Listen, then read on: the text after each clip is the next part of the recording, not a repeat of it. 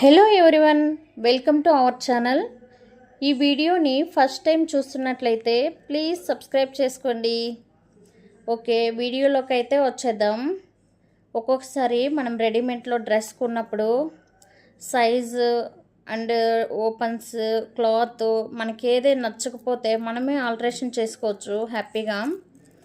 But design అయితే చాలా బాగుంది, అందుకే నేను లోపల కాటన్ లైనింగ్ క్లాత్ వచ్చింది, అది కూడా కొంచెం ఫూర్గా ఉంది, అందుకనేసి నేను పాలిస్టర్ రీప్లేస్ చేద్దామని తీసుకున్నాను. ఈ పాలిస్టర్ అయితే డబల్ ఫోల్డింగ్ చేసి కట్ చేసుకున్నాను నా ఓల్డ్ డ్రెస్ మెజర్మెంట్ పెట్టి.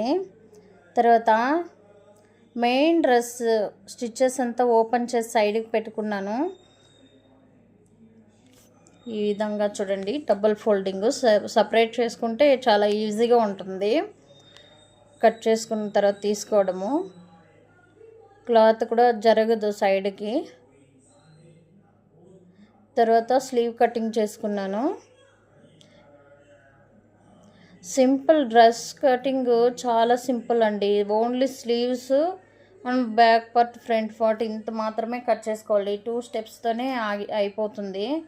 Very simple. ఫస్ట్ నేను కుట్టేటప్పుడు అయితే అయ్యో కటింగ్ చేయాలనుకుంటే భయపడేదాన్ని, తర్వాత చూస్తే చాలా సింపుల్. నేను కూడా ఫస్ట్ ఈ మధ్యనే స్టార్ట్ చేశాను స్టిచ్చింగ్ అంతా. లాంగ్ టాప్స్, డ్రెస్ కొన్ని మంచిగా స్టిచ్ చేసుకుంటాను నేను. ఇలా ఫ్రంట్ సైడ్కి అయితే కొంచెం కనిపిస్తుంది కదా, ఆ విధంగా కట్ చేసుకున్నాను.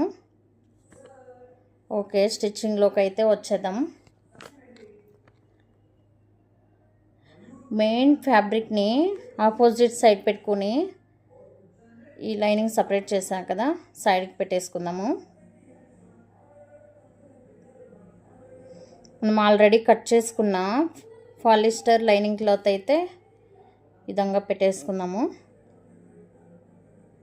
కనిపిస్తుంది కదా, ఇలా స్టిచ్ చేసుకున్నామంటే స్టిచ్చెస్ బయట కనిపించవు, పైపింగ్ వేయాల్సిన అవసరం లేదు. అందుకే నేను ఈ విధంగా ఇన్విజిబుల్ స్టిచ్చింగ్ అయితే చేస్తాను.